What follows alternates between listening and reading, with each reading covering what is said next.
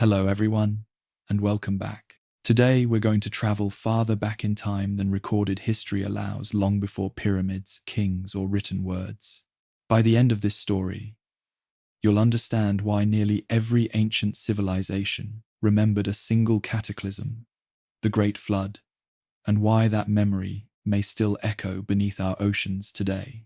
So, settle in, dim the lights, and let your imagination drift. Let's dive into the mystery of the Great Flood 12,000 years ago. 12,000 years ago, ice still ruled the horizon. The planet was locked between winter and renewal, a world of silence and glacial breath. Vast ice sheets stretched across continents, carving mountains and trapping seas. Yet the change had already begun. The sun lingered longer each day. Rivers swelled. Forests pushed north with quiet defiance. For small groups of humans, the thaw felt like deliverance. They followed herds across the widening plains, built temporary camps beside newborn streams, and began to imagine permanence. After tens of millennia of cold, it seemed as if the world was learning to breathe again. Then, almost without warning, everything shifted. At first, the signs were subtle: a late frost here, a storm that refused to end there. But soon the warmth that had promised safety vanished. Temperatures in the north plunged 15 degrees. Lakes froze solid. Animals that had roamed freely simply disappeared. It was as if the earth had turned against itself. To us, scientists call this sudden reversal the Younger Dryas. To them, the people who lived through it, it was the end of the world they knew. Picture it. A sky heavy with ash, a wind so cold it burned, the distant thunder of collapsing glaciers. Imagine walking to the same river every morning only to find it gone, replaced overnight by a wall of ice. Imagine realizing the rules of nature had changed, and no one could explain why. In that terror, humanity did what it always does. It reached for story. They spoke of gods whose breath turned warm seas to steam, of spirits trapped in the ice, of fire falling from heaven and floods rising from the deep. Around each fire, elders taught children the lessons carved from survival. Respect the waters, fear the sky, remember the day the sun dimmed. Those stories became the first oral histories, the foundation of every myth that followed. And though their words have changed across languages and continents, the heartbeat remains the same. The world drowned, and we began again. Archaeologists read the evidence in layers of soil and ice, thin bands of soot, traces of cosmic dust, fossils of animals that vanished within decades. But between those layers lives something data can't capture: the feeling of standing at the edge of everything and refusing to let go. The Younger Dryas didn't just shape the land. It reshaped humanity. It taught us to remember through story, to warn through legend, to encode survival into faith itself. That is why flood myths appear wherever people learn to speak: Mesopotamia, India, the Pacific, the Americas. They're not coincidences, echoes. So as you listen tonight, let this story slow your pulse. Feel the weight of that ancient cold, the hum of the fires that kept our ancestors alive, the quiet awe of realizing the earth can start over whenever it chooses. Because before the pyramids, before Atlantis, before the first word was ever written in clay, there was a night when the ice returned, and humanity had to decide whether to disappear or endure. When we look back at the Younger Dryas today, one question still echoes louder than the rest. What could have caused the world to fall apart so suddenly? To scientists, it remains one of the great puzzles of Earth's past, a mystery that reads less like geology and more like tragedy. The most accepted idea begins with water, too much of it, too fast. As the Ice Age thawed, Enormous lakes pooled behind fragile glacial walls across North America. These were bodies of water larger than entire seas, silent and waiting. Then something gave way. Imagine an ice dam, hundreds of feet tall, collapsing in a single instant. Torrents of meltwater burst north into the Arctic Ocean, flooding it with fresh water. That flood didn't just change rivers, it rewired the planet's climate engine. Warm currents that carried tropical heat to Europe, the same currents that make that region livable today, were suddenly shut down. The result? Winter returned, brutal and immediate. Within decades, fertile valleys froze solid. Crops, if there were any, withered before the next dawn. Herds vanished. Forests died standing. For those alive then, the transformation was biblical. One day warmth, the next, 1,000 years of ice. But there's another theory, one that begins not with water, but with fire from the sky. Some scientists believe that around 12,800 years ago, Earth crossed the path of a disintegrating comet. Thousands of fragments rained down, exploding in the atmosphere with the force of nuclear weapons. Forests ignited, animals burned, the sky filled with smoke. And as sunlight dimmed, temperatures plummeted again. Supporters of this cosmic impact theory point to something called the black mat layer, a thin band of dark sediment found across parts of North America, Europe, and the Middle East.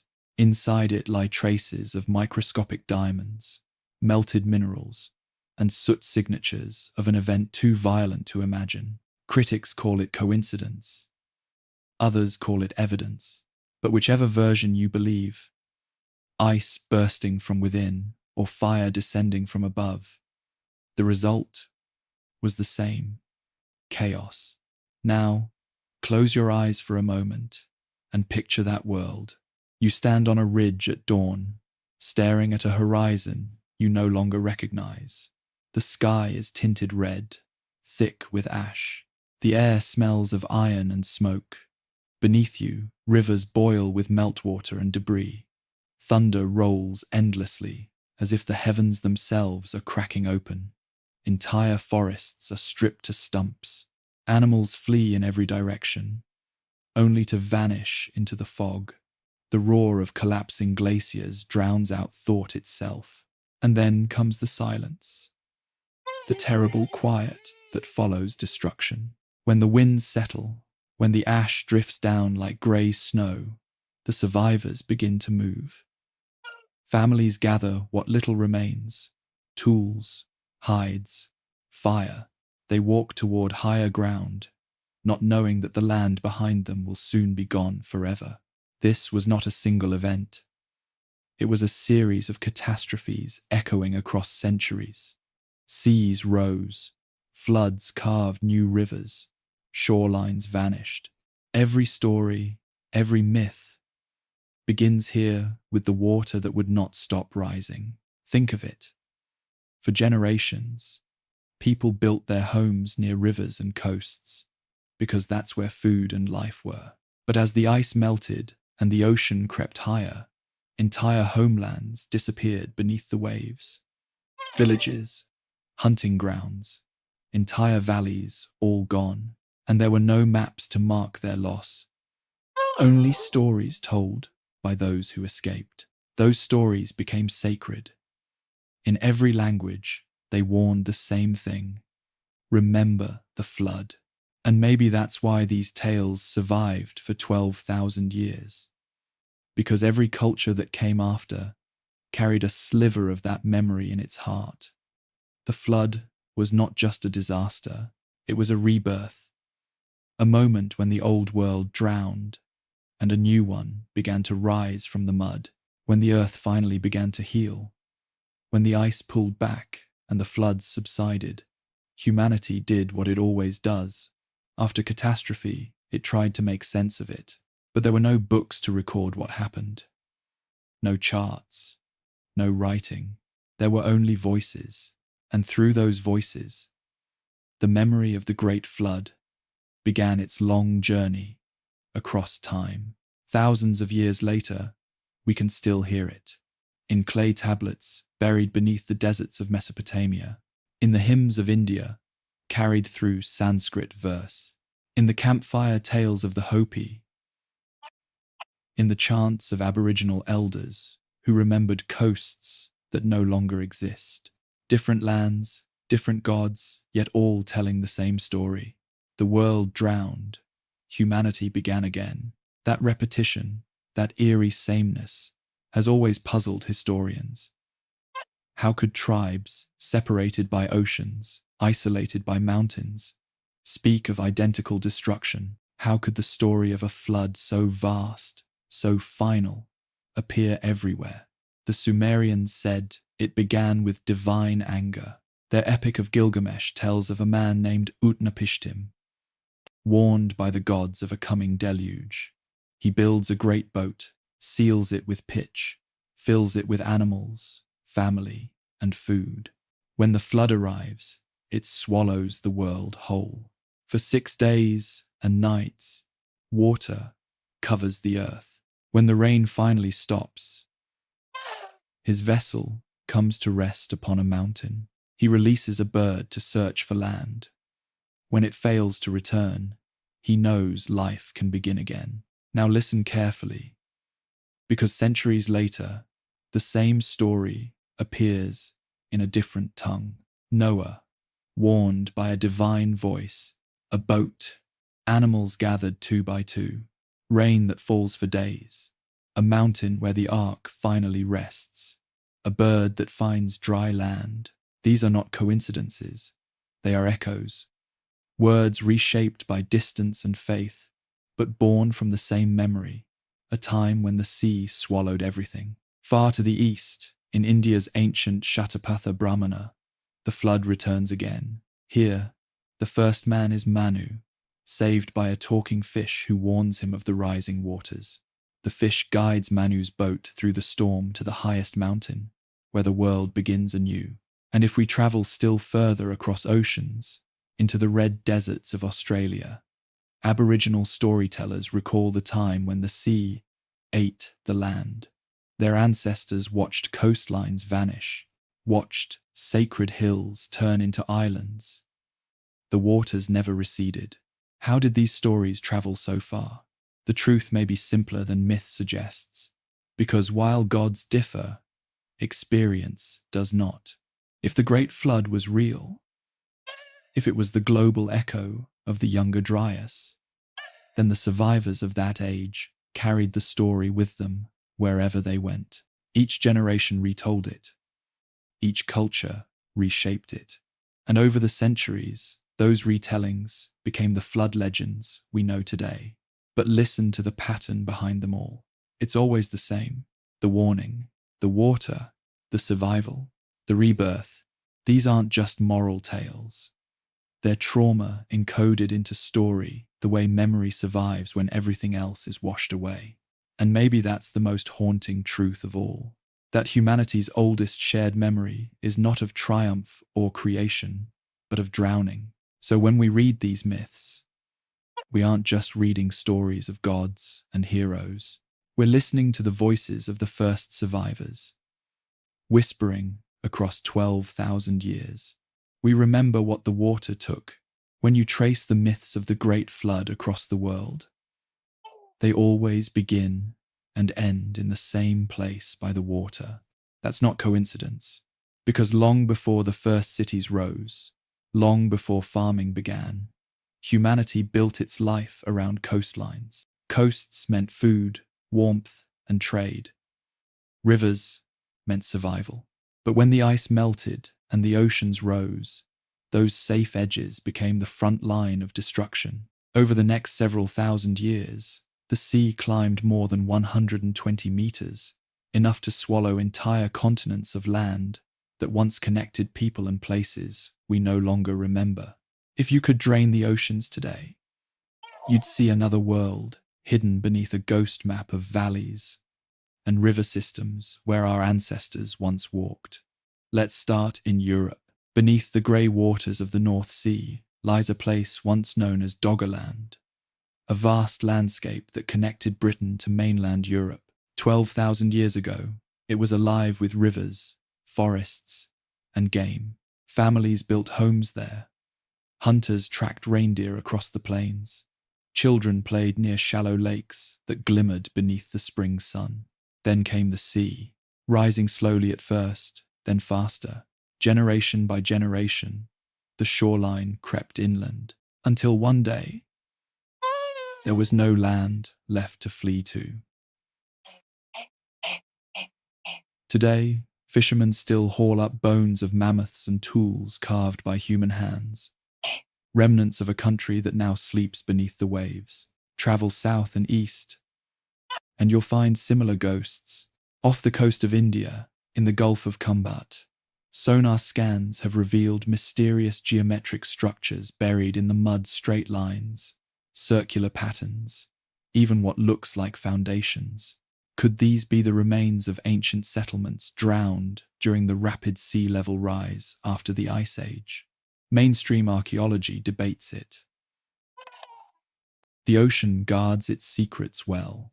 But if the flood myths of Dwarka, the legendary city swallowed by the sea, have even a grain of truth, then perhaps those legends are not fiction, but memory.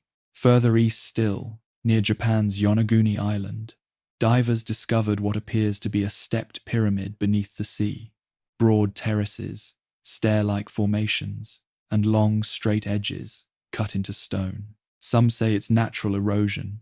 Others insist the shapes are too perfect, too intentional. Either way, the timing is suspicious, around the same period when global waters surged and islands drowned. Was Yonaguni once part of a coastal civilization, erased by rising tides? Or is it a coincidence carved by time? The ocean isn't telling. And it's not just Asia. In the Mediterranean, entire Bronze Age ports now lie underwater, places like Pavlopetri in Greece, one of the world's oldest known submerged cities. Its roads, walls, and courtyards still rest beneath only a few meters of water, preserved like a fossil of daily life. A reminder that civilization has been building and losing cities to the sea for far longer than we imagine. Now, close your eyes for a moment and picture this. Imagine standing at the edge of your village, watching the tide rise year after year.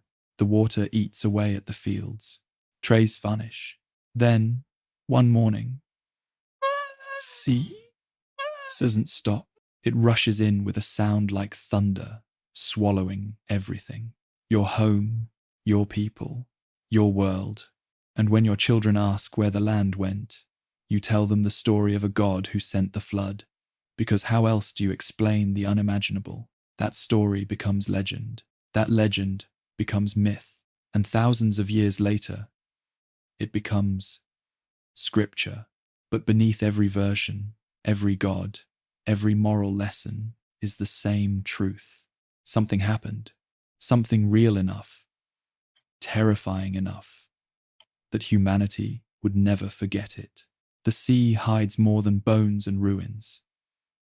It hides the first chapters of human history, the places where we began, now sealed away beneath miles of water and time. Divers and archaeologists search those depths today, chasing fragments of walls, shards of pottery, traces of what might have been the world before the flood. Maybe one day, they'll find proof that the flood wasn't a story after all, just history waiting to resurface. When the waters finally receded and the ice loosened its grip, humanity stepped out into a world remade. Nothing looked the same. The great herds were gone. The coastlines had shifted beyond recognition. Mountains that once marked the edge of the world now stood as islands in a glittering new sea. And yet, somehow, the survivors endured. Across continents, people began to rebuild, not in grand cities, but in scattered enclaves of memory. They carried what little remained of their knowledge: how to hunt, how to build, how to tell stories. But inside those stories lived something more fragments of what had come before. Maybe they remembered the sound of stone shaping stone, or the pattern of stars that guided them before the world drowned. Maybe they carried faint images of great structures now lost beneath the waves. Whatever it was, it called to them. And then, in a quiet corner of what is now southeastern Turkey, something extraordinary appeared. A hill, a mound of earth that, for centuries,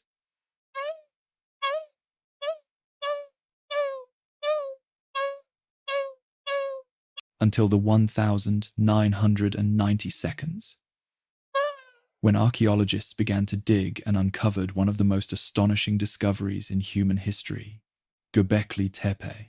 Beneath that mound lay vast circular enclosures of stone pillars, each weighing up to 10 tons, carved with animals and abstract symbols, foxes, vultures, snakes, and wild boars, all etched with precision and care. Some pillars stood taller than men, others arranged in perfect symmetry, forming a design that seemed to hum with intention. The dating shocked everyone. Nearly 11,600 years old, built at the exact moment the Younger Dryas ended, when the floods subsided and the world began to warm again. This was supposed to be impossible. Göbekli Tepe's builders were hunter-gatherers, nomads with no metal tools, no writing, no farms, and yet, here they were, moving and carving stones heavier than elephants, aligning them with the stars, and creating what may be the world's first temple. How? Why? Some archaeologists believe Göbekli Tepe marked the birth of organized religion, a communal effort to honor the powers that destroyed and spared them. Others see it as something older, deeper, a monument not of worship, but of remembrance, a memorial to a world that had drowned. Look closer at the carvings. Among them is one known as the vulture stone, thought by some to depict constellations. A few researchers suggest it could even record a comet impact, perhaps the very one that triggered the Younger Dryas.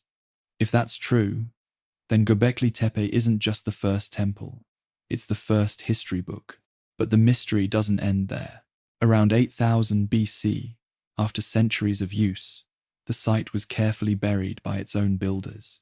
Every pillar, every carving, entombed beneath layers of stone and earth, as if the people who created it wanted it preserved, hidden, until the world was ready to remember. Who were they? Were they the descendants of the survivors, the rebuilders, carrying fragments of lost knowledge from a time before the flood?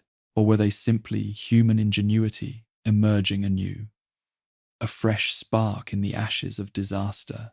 We may never know for sure. But what Göbekli Tepe proves is that something remarkable survived the cataclysm. A vision, an idea, the belief that memory could be carved in stone, so it would never be washed away again. And perhaps that's the lesson the rebuilders left for us, that no matter how many times the world resets, humanity will always start over with tools, with stories, and with the quiet defiance to remember what was lost. As humanity rebuilt, the memory of the flood didn't vanish. It followed people wherever they went, reshaping their myths, their gods, and even their architecture. Stone became the language of remembrance, and nowhere on earth does that language speak louder than in Egypt. Everyone knows the face of the Great Sphinx. It is the symbol of endurance, half lion, half human, guarding the desert as if it were guarding time itself. But what few realize is that the Sphinx may hold secrets far older than the Egypt we read about in textbooks. Some believe its story begins not 4,500 years ago, but more than twice that, in the shadow of the Younger Dryas, when the world was still trembling from the Great Flood. Conventional Egyptology tells us the Sphinx was carved around 2500 BC, during the reign of Pharaoh Khafre, the builder of the second pyramid of Giza. It was meant to be a monument of royal power, a guardian of the necropolis, a symbol of divine kingship. For centuries, that explanation satisfied most scholars. But in the early 1992, something changed. A geologist named Dr. Robert Schoch, examining the monument with a scientist's eye, noticed something that didn't fit. The walls surrounding the Sphinx's body were not smooth and wind-scoured like other desert ruins. They were rounded, deeply eroded, as though carved by rain, not sand. That detail sparked a storm of controversy, because Egypt has not seen sustained heavy rainfall since 7000–9000 BC, long before dynastic civilization began. If water really shaped the Sphinx enclosure, then its origins might lie thousands of years earlier, in an age when Egypt's climate was lush and storm-lashed. Imagine what that would mean. The Sphinx, older than the pyramids, older than the pharaohs, older even than the written word, a monument left behind by survivors of the flood, standing guard through 10 millennia of shifting sand. Mainstream Egyptologists pushed back. They argued that wind and salt erosion could explain the patterns, that there was no evidence of an advanced pre-dynastic civilization capable of carving such a colossus. Yet even some independent geologists agreed with Schoch. Those deep rounded grooves simply don't form in arid conditions. Something else had shaped them, something wetter. Look closely at the Sphinx. Its body is massive, carved directly from the bedrock, but its head is strangely small in proportion. Many have suggested it was recarved in later ages, its original face lost to erosion, or reshaped to resemble a later ruler. If that's true, the original monument could be thousands of years older than the face we see today. Perhaps it once bore the image of a forgotten king, or even a symbolic guardian of an age destroyed by water. Ancient Egyptian texts speak of a time before the pharaohs known as the Zep Tepi, the first time, a mythical golden age when gods ruled the land before kingship passed to humans. In temple walls and sacred writings, the Zep Tepi is not described as fantasy, but as memory, a distant echo of a civilization that rose before history began. Could the Sphinx be a remnant of that forgotten era, a sentinel left behind by those who remembered the flood? If we step back and view Egypt not as the beginning of civilization, but as a continuation, the pieces begin to align. Göbekli Tepe, thousands of miles away, had already proven that organized monument building existed 11,000 years ago, long before the pyramids. If the people who built Göbekli Tepe could quarry, transport, and align megaliths without metal or wheels, why couldn't similar survivors in North Africa have done the same? Close your eyes for a moment and picture the Giza Plateau 9,000 years ago.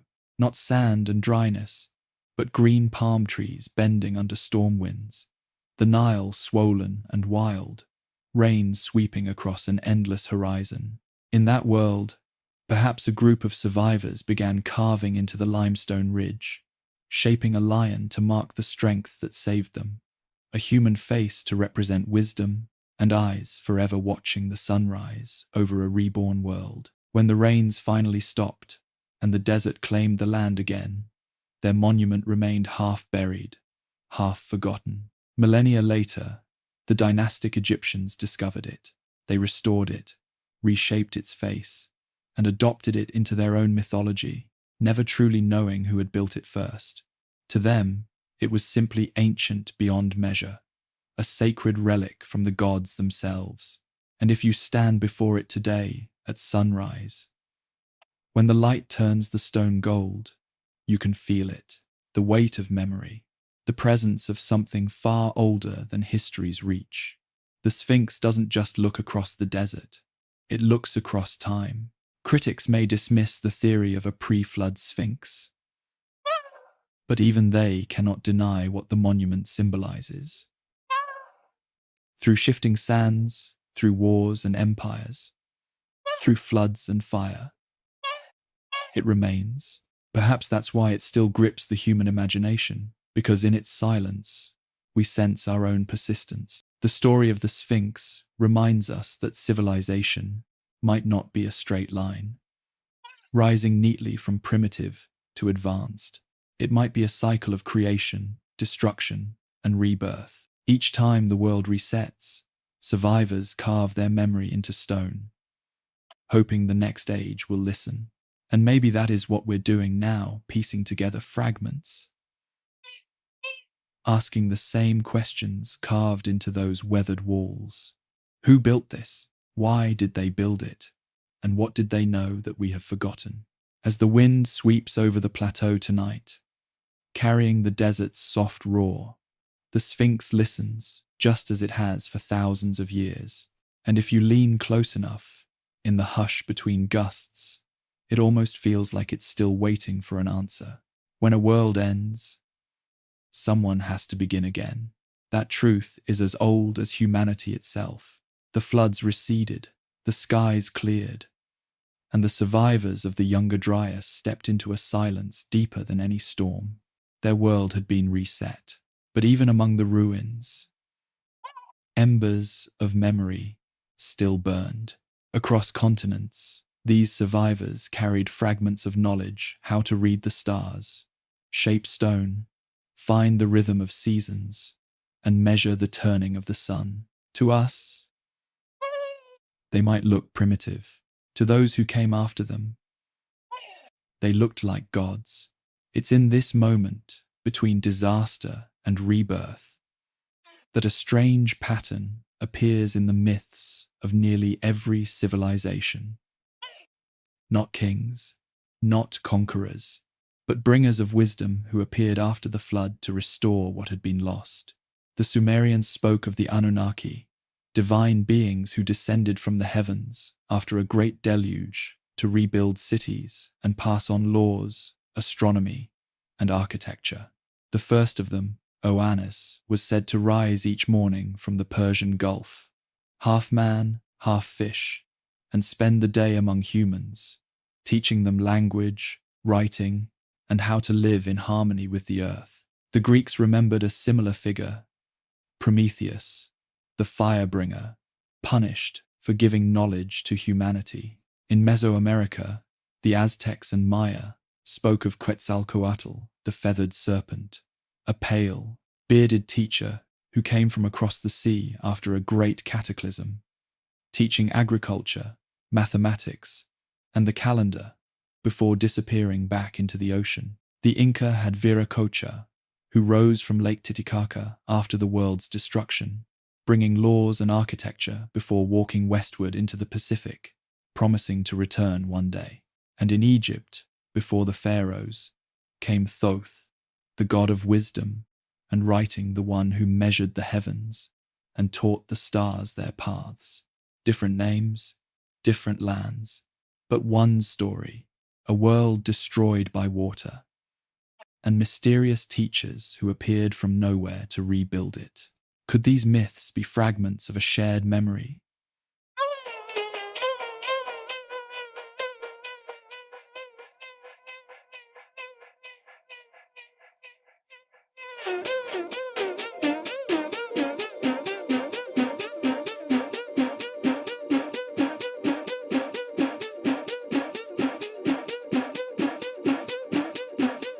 Or are they simply human imagination, dreaming of divine rescue in a time of chaos? Let's step back. After the Younger Dryas, global temperatures rose again. The climate stabilized. For the first time in tens of thousands of years, Earth offered humanity a chance to grow roots. Forests spread, animals returned, rivers became predictable again. It was a second beginning. Yet something about this new beginning feels accelerated. Within just a few thousand years, humans around the world went from nomadic hunting bands to organized farming, architecture, and astronomy. Stone temples, calendar systems, megaliths aligned to solstices. Everywhere, at once. Archaeologists call this the Neolithic Revolution. A leap forward so sudden It seems as though someone whispered instructions. Göbekli Tepe rises precisely at that turning point around 9600 BC. Egypt's first monumental structures appear just a few millennia later. In South America, mysterious highland ruins like Tiwanaku and Sacsayhuaman suggest a level of precision engineering that defies explanation even today. Is this coincidence? Or are we seeing the footprints of those forgotten teachers, survivors spreading fragments of pre-flood knowledge across a newborn world? Imagine it, a scattered handful of elders, the last memory keepers of a drowned civilization, traveling along new coastlines that barely existed a century before. They find tribes of hunter-gatherers and show them things that seem impossible. How to cut and move stone, how to track the stars, how to mark time with shadow and light. To the tribes, these strangers are divine. To history,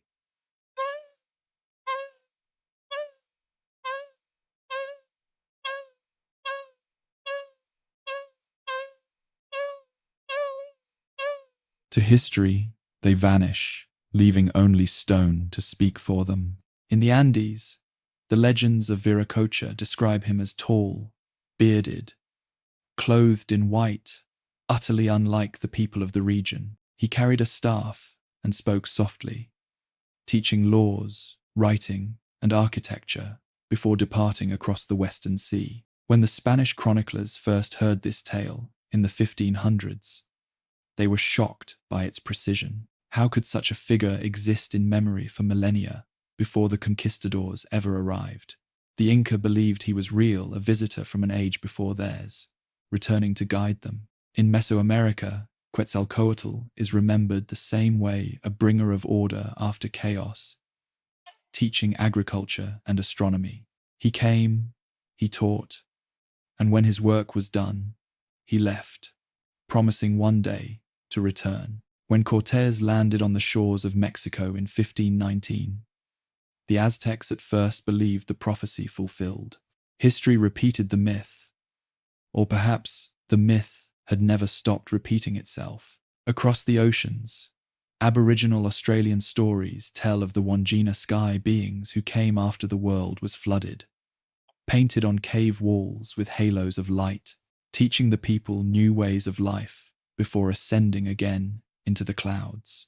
In North America, the Hopi speak of the ant people, who sheltered humanity underground during the flood, then emerged to help rebuild the world above. Their tales describe these helpers as patient, kind, and wise teachers, not gods. If these stories are coincidence, they are astonishing ones. If they are memory, then humanity's first teachers might not have been divine, but human survivors carrying forward the wisdom of an age erased by the sea. Archaeological evidence adds quiet weight to the possibility. The oldest maps of the stars, like those encoded on the Nebra sky disk and the carvings at Göbekli Tepe, show a detailed understanding of celestial cycles that shouldn't have existed among early agricultural societies. Megalithic sites from Turkey to Malta, from Egypt to Britain, align perfectly with solstices and equinoxes. These weren't accidents. They were knowledge applied deliberately, globally, and early. How did people who had supposedly just learned to plant wheat suddenly master the heavens?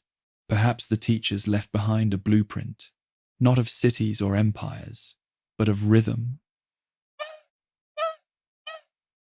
a way to rebuild civilization in harmony with the cosmos. And what about the tools? Across the ancient world, from South America to the Mediterranean, massive stones fit together so perfectly that even modern blades can't slip between them. They're deliberate, engineered, aligned with the stars and magnetic north. Who showed humanity how to move stones weighing hundreds of tons with such precision long before the wheel was invented? Maybe no one did. Maybe we rediscovered it ourselves. Or maybe, just maybe, someone remembered. The mainstream view tells us civilization is a straight line, a climb from caves to cities, from ignorance to understanding. But the flood myths, the ruins, and the recurring teachers tell a different story. Perhaps humanity has risen and fallen many times. Each time the sea takes our cities, our libraries, our machines. But it can't take our memory. So we begin again, guided by stories, by stars, and by the few who remember enough to lead the way. There's something poetic about that idea. Not science fiction, but human resilience written across epochs. A reminder that knowledge itself is an unbroken chain, passed from one age to the next, like fire kept alive through a long winter. Maybe that's what Oannes and Viracocha and Thoth truly represent, not gods, but the spirit of survival, the will to rebuild even after everything is lost. When you look at the Sphinx, when you stand among the circles of Göbekli Tepe, or walk through the silent ruins of Tiwanaku, you're not just seeing stone, you're seeing continuity proof that we never truly started from nothing. Each monument is a whisper. We were here before. We learned, we endured, and in that endurance lies the heart of our species. We fall and we rise. We drown and we build again. Every flood washes away the old world, but it can never wash away the memory of who we are. So, as the waves of the past settle and the stars return to their quiet arcs, imagine those first rebuilders standing beneath the night sky. Their fires flicker against ruins still warm from disaster. Above them, the constellations burn brighter than ever. Perhaps one elder points upward and tells the children, "We used to know their names. We used to know their names." Then, slowly, they begin to name them. And that's how history starts. Not with writing, not with kings, but with remembering, with a story told around a fire, with someone whispering, "We lived through the flood." Even now, 12,000 years later, the mystery of the Great Flood refuses to rest. Was it only climate? Or something greater? Was it a natural swing of Earth's fragile rhythm? Or the echo of fire from the sky? Every generation asks the same question, and every answer leads to another horizon. In the modern age, satellites scan the ocean floor, glacial cores record ancient air, and computers simulate the collapse of ice sheets. The evidence tells a simple truth. The Younger Dryas was real. The temperature crash happened. The floods were vast. Yet the deeper question lingers. What did it do to us, to the human story itself? Some voices, like geologist Randall Carlson and author Graham Hancock, argue that the Younger Dryas was not merely a cold snap, but a cataclysm, the great reset that erased an earlier civilization. They see patterns in the scars of the land, alignments in forgotten temples, and symbols shared across oceans. They imagine a culture of builders who mastered stone and sky, then vanished beneath the rising sea. If they're right, history is not a ladder but a circle, and we are only the latest turn. Others urge caution. Mainstream scientists remind us that proof demands more than coincidence. They point to gaps in the record, to erosion mistaken for artistry, to myths shaped by fear and weather. They see genius not in ghosts of lost worlds, but in the steady climb of human persistence. To them, the story of civilization is miraculous, precisely because it did begin from almost nothing, because our ancestors rebuilt from scratch, using only will and memory. And perhaps both sides hold a fragment of the truth. Maybe there was no single Atlantis, no vanished empire, only countless small cultures thriving along the coasts that the ocean later claimed. Each time the waves advanced, a few survived, and in those survivors lived memory enough to start over. Maybe the flood myths are less about divine punishment and more about the endurance of the human mind. Our refusal to forget, even when everything else is gone. Think about what memory means. It isn't perfect. It bends, it shifts, it becomes story. Yet story is how knowledge travels, when books and cities cannot. The first astronomer and the first priest were the same person, someone looking at the night sky and remembering where the stars used to be before the world changed. The first architect was the one who recalled which stones survived the last storm. Through story, through example, we encoded our survival. That is why, across time, the flood never truly ended. When we rebuild after disaster, we say we are starting fresh, cleansing, reborn.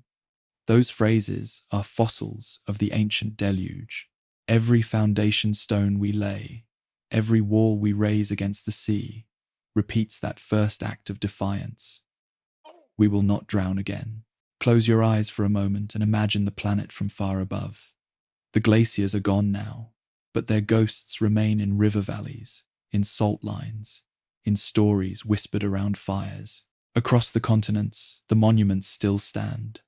Göbekli Tepe buried yet intact, the Sphinx weathered but unbroken, the stone rings of Britain catching the same sunrise that once warmed the Mammoth's plains. Each one is a memory anchor, a reminder that time forgets nothing completely. Maybe that is the real lesson of the Great Flood. Not destruction, but continuity. Not loss, but the quiet handoff between worlds from one civilization to the next, each leaving breadcrumbs for the future. We are the inheritors of those breadcrumbs. We walk on land raised by their ruins. We speak in myths shaped by their grief. And every time we look toward the ocean, a part of us still wonders what lies beneath. Because somewhere down there, beneath miles of dark water and drifting sand, the rest of the story sleeps. Cities carved by forgotten hands, libraries turned to coral, statues staring up through the tide. We may never find them all, but we can still listen to the rhythm of waves, to the persistence of questions older than writing itself. 12,000 years ago, the world drowned, yet here we are telling its story. That alone is proof that memory is stronger than any flood. So as you drift into silence, remember this. Civilization isn't measured only by what we build, but by what we choose to remember. And the oldest memory of all is that of water, rising, falling, and rising again. A heartbeat that reminds us how fragile and how resilient we truly are. Thank you for joining me on this journey through the deep past and the endless sea of human memory. If this story left you thinking, stay curious, keep exploring, and never stop wondering what else time might be hiding just beneath the surface. Good night, and may your dreams stay above the waterline.